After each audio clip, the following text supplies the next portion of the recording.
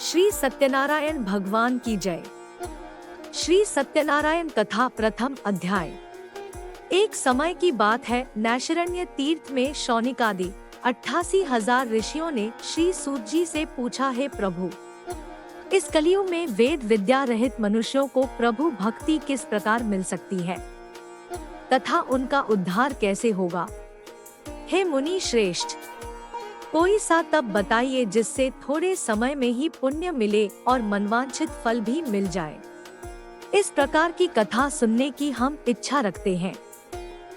शास्त्रों के ज्ञाता सूत जी बोले, हे वैष्णवों में पूज्य, आप सभी ने प्राणियों के हित की बात पूछी है, इसलिए मैं एक से श्रेष्ठ व्रत को आप लोगों को बताऊंगा जिसे नारद जी ने लक्ष्मी नारायण जी से पूछा था और लक्ष्मीपति ने मुनिश्रेष्ठ नारद जी से कहा था। आप सब इसे ध्यान से सुनिए। एक समय की बात है, योगीराज नारद जी दूसरों के हित की इच्छा लिए अनेकों लोकों में घूमते हुए मृत्युलोक में आ पहुँचे। यहाँ उन्होंने अनेक योनियों में जन्मे प्राय सभी मनुष्यों को अपने कर्मों द्वारा अनेकों दुखों से पीड़ित देखा। उनका दुख देख नारद जी सोचने लगे कि कैसा यत्न किया जाए जिसके करने से निश्चित रूप से मानव के दुखों का अंत हो जाए। इसी विचार पर मनन करते हुए वह विष्णुलोक में गए। वहाँ वह देवों के ईश नारायण की स्तुति करने लगे, जिनके हाथों में शंख, चक्र, गदा और पद्म थे, गले में वरमाला पहने हुए थे। स्तुति करते हुए नारद जी बोले, हे भगवान, आप अत्यंत शक्ति से संपन्न हैं, मन तथा वाणी भी आपको नहीं पा सकती हैं। आपका आदि, मध्य तथा अंत नहीं है।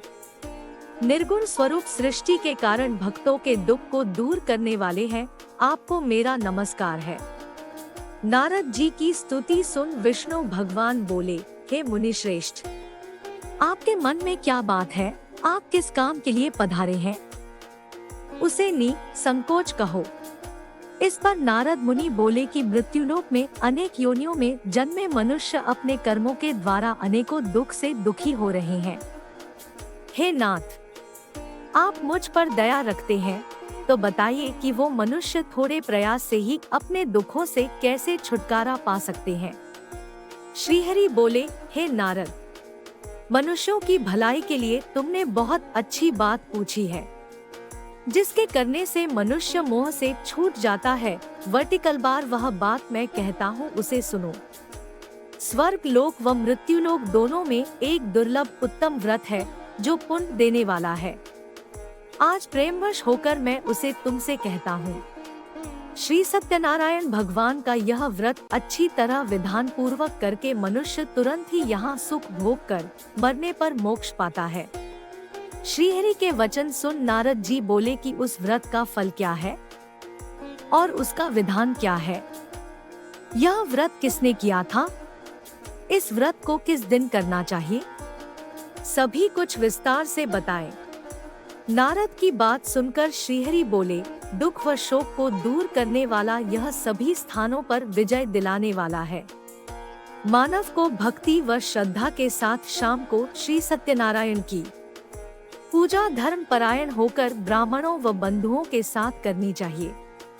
भक्ति भाव से ही नैवेद्य, केले का फल, घी, दूध और गेहूं का आटा सवाया ले।